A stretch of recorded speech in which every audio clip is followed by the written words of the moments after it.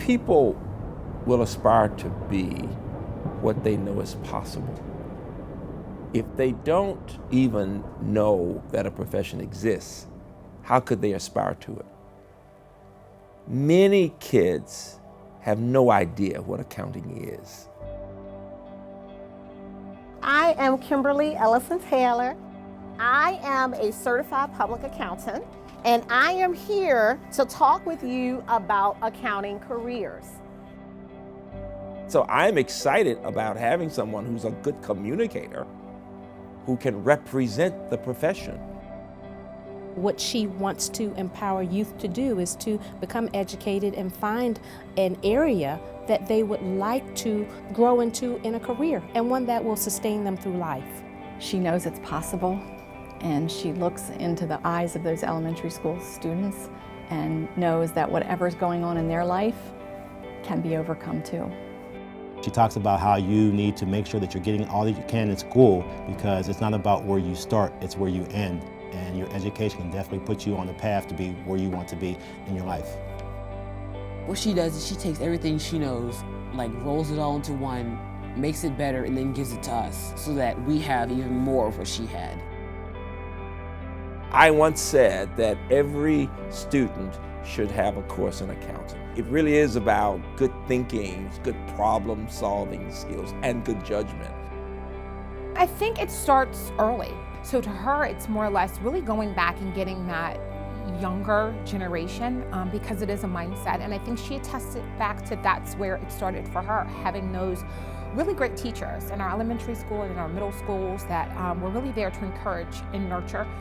And when I was in the 3rd grade, I knew that I was going to go to college. And you know why I knew that? Because someone came to my school and they talked about being an accountant, and they said accountants manage the money, and I said, you know what? Out of all of the different fields and things that I can do, I think the person who managed the money, they are needed, they are necessary. You know, education is very important to her. Valedictorian of her high school. We met at UMBC. She got her undergrad degree there. She went on to get her MBA at Loyola. She went on again to get a master's in IT from Carnegie Mellon. From coming on this campus from the inner city of Baltimore, she came in saying, I want to be the best. I'm ready to listen. I'm ready to work as hard as any human being can work. I will ask good questions. I will work with people from all kinds of backgrounds. I want to learn, not just for myself, but to help other people. So this is my neighborhood, and this is in the Sandtown, Winchester community.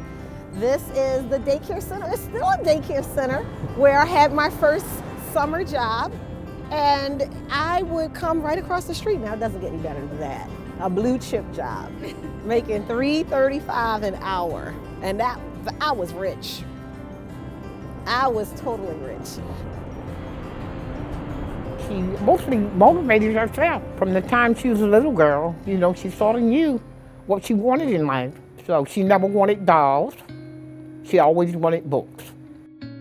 She's just a constant learner. She early on embodied learning as her way to grow and thrive.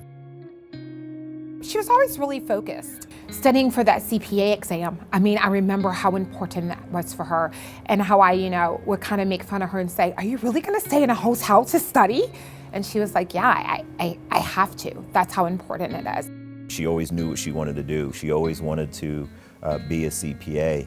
I've seen her when she was actually preparing for the exam, when she was taking the exam, when she kind of spent some time away a week at a hotel all by herself so she can get ready to take the exam. And I would bring her food and we'd talk on the phone, and she'd say, okay, I gotta go, I gotta keep on studying, and it all worked out. Years ago, people didn't think of technology and accounting going together. She is one of those people who will see things that others may not see yet. And quite frankly, will see some things that some may never see. And it's amazing that she understood years ago that there were ways of connecting accounting and technology. Working with Kimberly, everyone was empowered to do more and to improve on whatever their weaknesses were. I watch Kimberly. She cares deeply about people and about the success of others, whether she intentionally mentors or whether just by how she interacts with people. Kimberly really encompasses the entire spectrum of the ways in which you can mentor people. It's really nice to have somebody to look to see what the possibilities are, somebody who worked hard to get there, somebody who went a non-traditional path and ultimately hit a pinnacle role. I think that's really important for many of our members because they don't have a lot of role models in their families. For many of us, myself included, our parents come from blue-collar backgrounds or, like my father, the first ever to graduate from college. Think about the accomplishments that Kimberly has achieved in her lifetime. As an African-American woman, talking to African-American women, young women, is a huge benefit to them because they begin to see themselves in that role. Think about the accomplishments that Kimberly has achieved in her lifetime. These students can now see themselves accomplishing those things as well.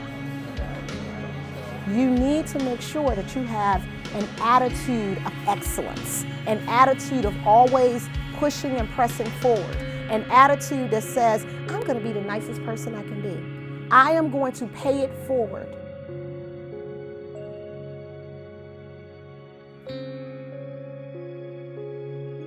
I imagine, once she slows down a bit, if she ever slows down a bit, she'll probably go back and get another degree. She says she won't, but I know she will. She represents for me dreams fulfilled. Any educator wants to know that children who haven't had everything can be the best. And she shows they can.